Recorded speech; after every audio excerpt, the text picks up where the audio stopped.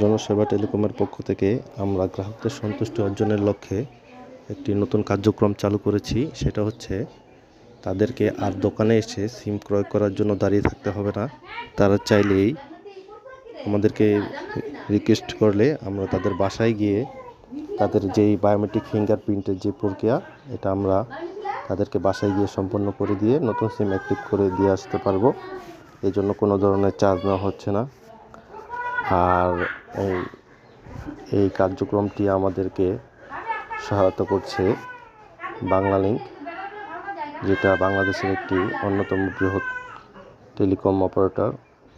আমরা চাই গ্রাহকদের সন্তুষ্টি এবং আস্থা, গ্রাহক যাতে সম্পূর্ণ সন্তুষ্টি নিয়ে আমাদের সাথে আরও আগামীতে যে অফারগুলো আছে সেগুলো সেবা গ্রহণ করতে আগ্রহী হয়। সেই জন্য আমরা এই কার্যক্রমটি চালু করেছি। আশা করি এগুলো চলবে, চলমান একটি প্রক্রিয়া।